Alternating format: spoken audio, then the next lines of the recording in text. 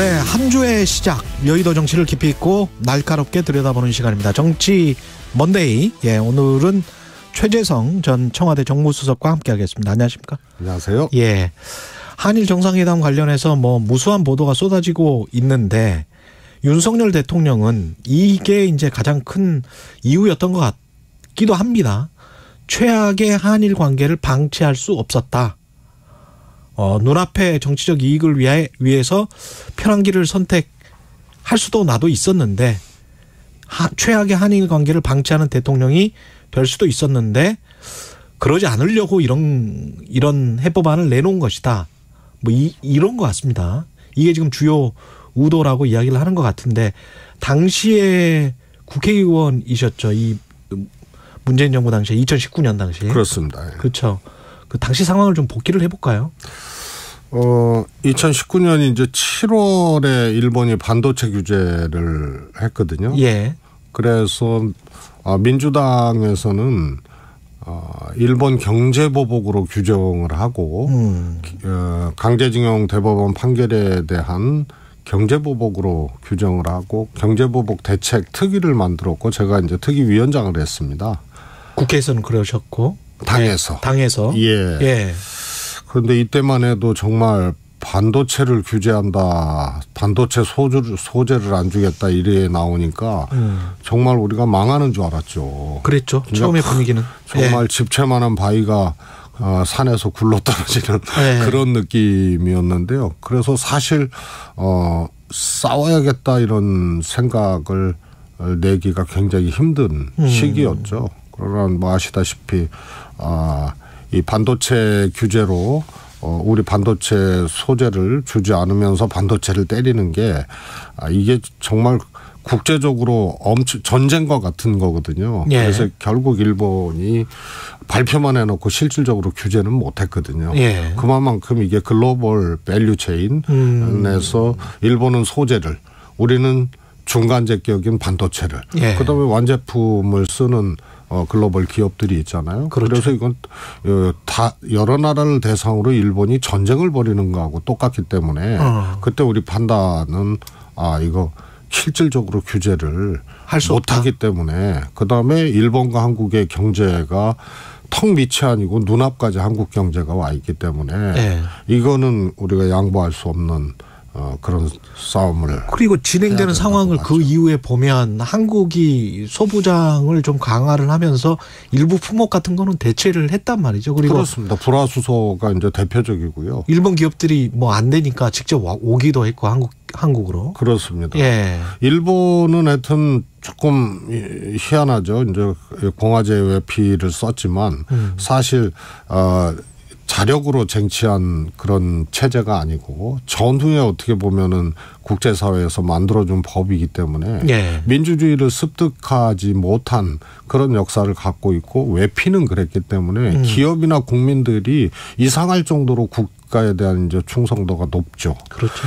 그래서 일본 기업도 내부 불만은 엄청나게 있었지만 표출은 안 됐고 예. 이런 거죠. 그러나 우리는 소부장을 통해서 소부장도 김대중 대통령이 시작을 했는데 예. 문재인 대통령 때 소부장은 완전히 달랐어요. 대기업에 어떻게 보면 같이 설계하고 같이 참여하는 소부장이기 때문에 이걸 통해서 많은 이제 소득도 있었죠. 그러면 일본의 수출 규제 조치 이후에 한국 기업이 실제로 당한 거는 거의 없다. 거의 없습니다. 그런 상황이었는데도 불구하고 대통령은 최악의 한일 관계였다. 그래서 방치할 수 없었다. 이렇게 지금 이야기를 하고 있는 건데 이거는 사실 관계가 맞다고 보십니까? 사실은 이거는 이제 지나친 해석이죠. 지나친 해석이다. 예. 우선은 뭐냐면 우리의 이제 일본과의 관계를 보면요. 역사적인 문제가 있잖아요. 그다음에 독도 같은 영토 주권 문제가 있고요. 예. 그다음에 강제징용과 같은 어떻게 보면 개인 청구권, 다시 말해서 이제 국민 기본권의 문제가 있고요.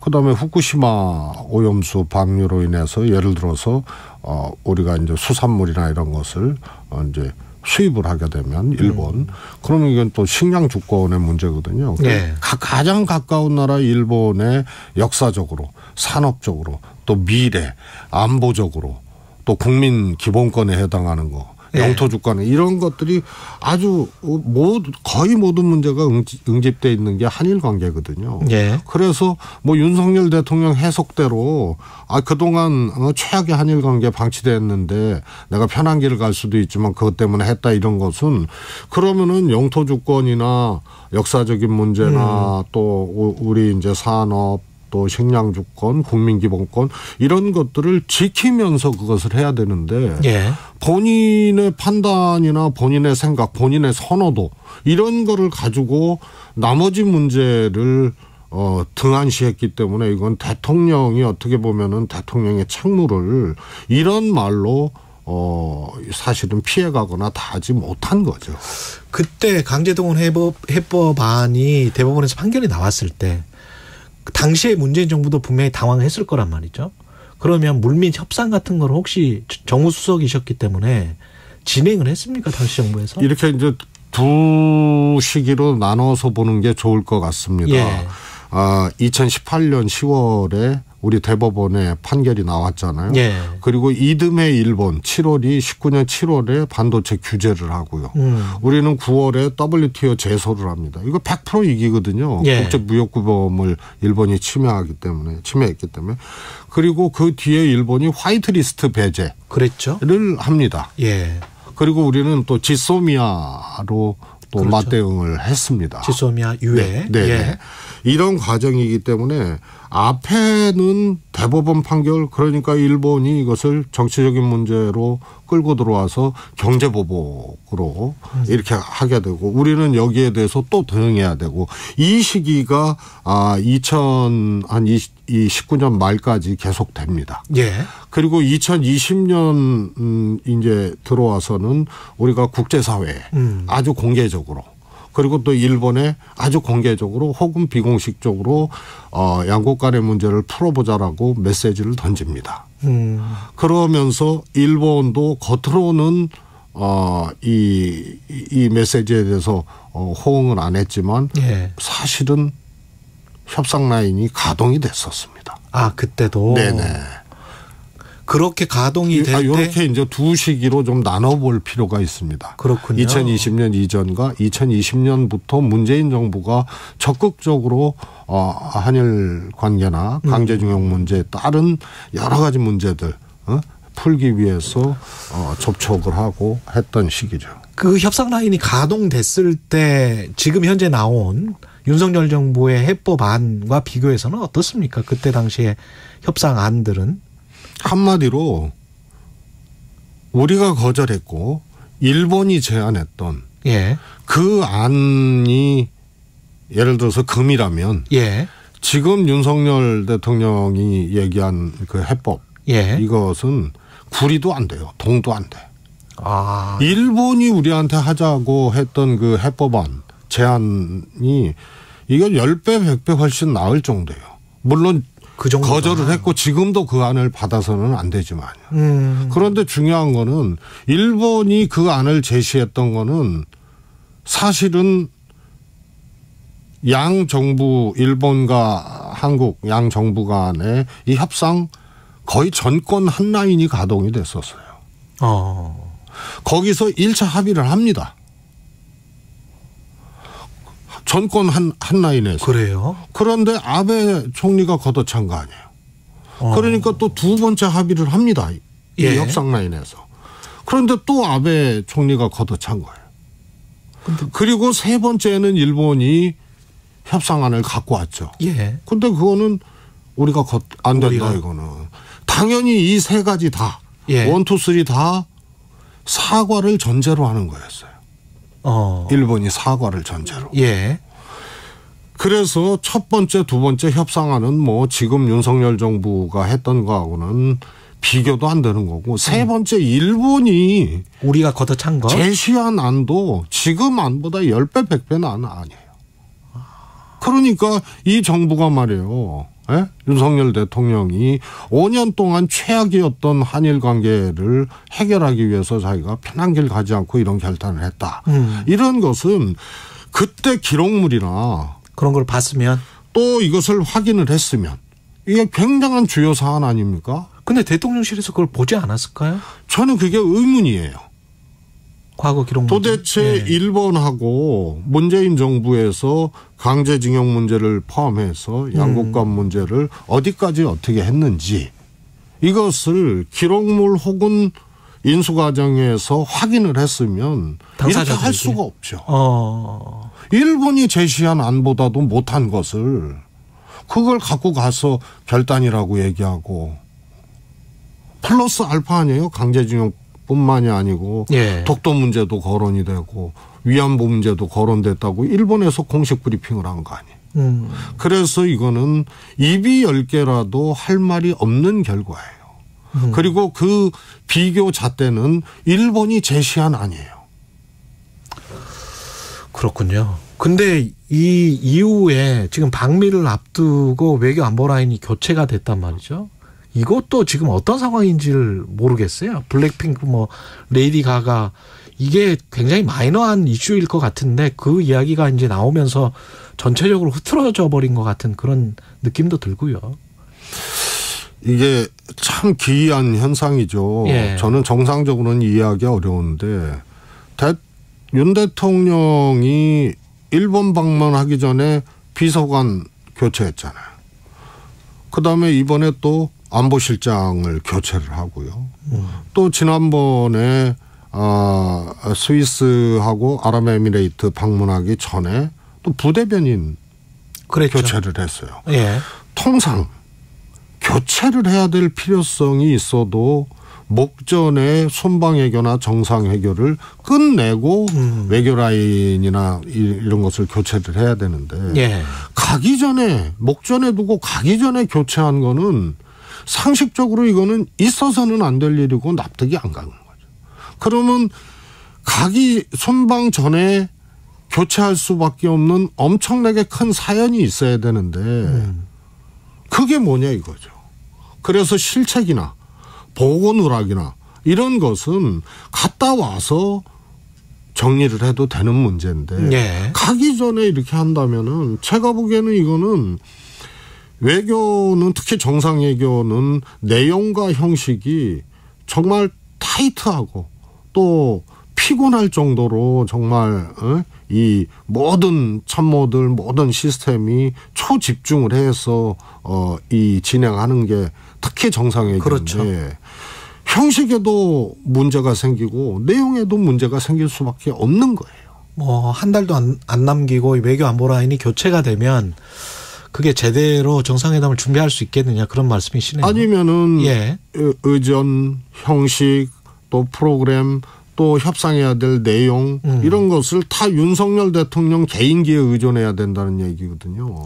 근데 이 관련해서 결국 그 나오는 이야기들은 이재호 국민의힘 상임고문 같은 경우는 김건희 여사의 줄을 선 행정관들과의 알력 다툼, 행정관 비서관들의 알력 다툼에서 시작됐다는 그런 설들이 있지 않습니까?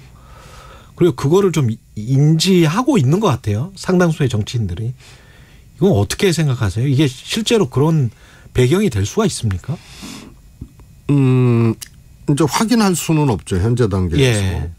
그러나 이제 김건희 여사의 일종의 이제 권력적 정치적 지위 이런 것은 윤석열 대통령과 공동정권이라고 할 정도로 굉장히 높다라고 다 보고 있지 않습니까? 그리고 심지어는 윤석열 대통령 위에 김건희 이런 김건희 여사 이런 얘기들도 있어요. 우리가 근데 영부인을 선출하지는 않았잖아요. 그렇습니다.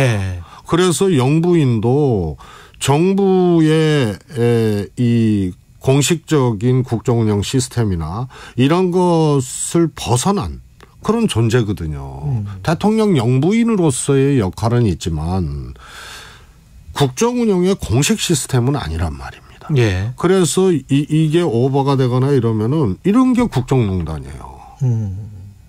그래서 김건희 여사가 실제로 인사에 관여를 하고 또 김건희 여사와 인연이 있던 사람들이 청와대에 근무했다, 대통령실에 갔다는 거는 이미 보도도 되고 확인도 됐지 않습니까? 그렇죠. 그 폭이 얼마만큼이고 어느 자리인가 전부 볼 수는 없지만 이미 확인이 되고 짐작된 일이거든요. 예. 대표적으로 김태효 1차장은 뭐 하여튼 대통령과 아크로비스타 이 거주지가 또 같았다는 그런 것도 있지만 예. 굉장히 특이한 거예요. 1차장이 되면서 1, 2차장이 바뀌거든요. 역할이. 그렇죠. 문재인 정부 때는 1차장이 국방이었어요. 2차장이 외교였어요. 예. 그런데 김태효 차장이 되면서 1차장이 외교가 됐어요. 외교가 되고. 그러면 1차장은 뭘 하냐면 NSC의 사무처장이에요. 그러니까 외교와 안보까지 다 여기서 컨트롤을 하게 되는 거죠. 그러니까 안보실장하고 충돌이 있을 수밖에 없고 굳이 따지자면 안보실장은 외교 라인으로 볼 수 있고 예. 김태효 실장은 MB 때 청와대에 있었고 어떻게 보면은 이 대통령 김건희 여사하고 뭐라 그럴까요? 좀 지근거리에 있는 사람이 아니냐. 그래서 김태호 차장이 있는 한은 안보실장이 누가 돼도 실장 위에 사장 역할을 하는 거예요. 실장 위에 사장 역할을 할 것이다. 하고 있을 것이다. 그래서 이 충돌이 저는 근원적이지 않나 보고요. 블랙핑크가 펑크나고 예. 레이디 가가 퍼스트 레이디들이 고한 것이 아니고 그냥 이 가처분됐거든요, 이게. 예. 공연이. 예. 그래서 그거는 주요 원인은 아닐 것이다. 그게 주요 원인은 그리고 아니다. 실제로 이거 움직였던 흔적들은 있는 것 같아요. 이 레이디 가가와 블랙핑크 공연. 어디에서? 우리 대통령실에서 아니면 저쪽에서? 양쪽 미국에서? 다죠. 양쪽 다? 예. 그러나 미국 측은 이 확인할 수가 없는데. 확인을 안 해주죠. 예. 블랙핑크나 여기가 이제 일정을 조금 이렇게 인지를 하고 있었던 예. 이런 것은 이제 조금 흔적이 좀 보이는 것 같아요. 예. 그러면 이거는 이 일정조차도 뭐 이게 주요 사안은 아니거든요. 예. 정상에게. 이 일정조차도 하여튼 소화해내지 못하는 그런 정도의 지금 시스템이고요. 교체의 근원적인 원인은 이거는 있을 수 없는 거고 공연무산 때문에 안보실장이 교체됐다는 거는 있을 수 없는 거고 아까 말씀드린 아주 더 큰 의미의 갈등, 알력 이런 것들이 사전교체라는 그야말로 찾아보기 어려운 그런 결과를 도출하지 않았나 싶습니다. 오늘 제주에서 4.3 추념제가 있는데 대통령 안 갔단 말이죠. 지난해에는 이제 당선인 신분으로 갔었고 어떻게 생각하세요? 대구 서문시장이랄지 뭐 마침 또 대구에서 시구까지 했는데 안 가니까 조금 좀 이상하기는 합니다만은. 대통령의 일정하고 4.3하고 이렇게 바로 맞비교해서 또 평가를 하는 것은 그건 또 저는 뭐 꼭 바람직한 건 아니라고 보는데요. 꼭 갈 필요는 없다. 4.3을 매년 가야 된다는 뭐 그런 거는 없죠. 예. 그러나 한번 다녀오셨고 그런데 중요한 거는 이번에 대통령이 영호남을 오가면서 일정을 1박 2일 일정을 매우 타이트하게 했거든요. 근데 이 일정의 테마가 분명치가 않아요. 테마가. 야구장 가서 시구했죠. 서문시장 또 4번째인가 또 가셨죠. 그리고 순천만 정원박람회 가시고 수산인의 날 가고 예. 그다음에 뭐 또 진주에서 군항제 비공개 일정으로 했다는 건데 매우 타이트한 일정을 했는데요. 여기서 왜 이 일정을 하는지가 불분명해요. 민생 일정도 아니고 이 시기에. 그리고 이거 대통령 선거가 아니잖아요. 선거 때 보통 이렇게 하거든요. 예. 대통령의 일정과 후보의 일정은 완전히 다른 거죠. 그러네. 그럼 예. 지금 시기에 꼭 이런 거 뭐 서문시장 가고 이 축제 가고 야구 시구하고 이것이 맞는 일정이냐? 이 시기에 무슨 메시지와 무슨 시그널을 대통령실 입장에서는 어떤 메시지를 주고 싶었던 걸까요?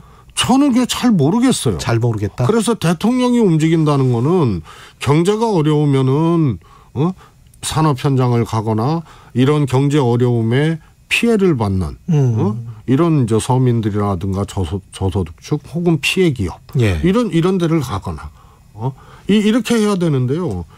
지금 이 시기에 그 일정을 해야 될 이유를 저는 잘 모르겠어요. 그런데 거기에 이제 또 이 4.3도 또 이제 바로 있었죠. 예. 그러니까 자꾸 이제 비교를 하게 되고 이렇게 되는 거예요. 납득이 안 가는 일들이 좀 있다. 대통령 후보 일정이에요. 이거는 선거 일정이지 대통령의 일정이 아니죠. 알겠습니다. 여기까지 듣겠습니다. 정치 먼데이 최재성 전 청와대 정무수석이었습니다. 고맙습니다. 감사합니다. 여러분은 지금 KBS 1라디오 최경영의 최강시사와 함께하고 계십니다.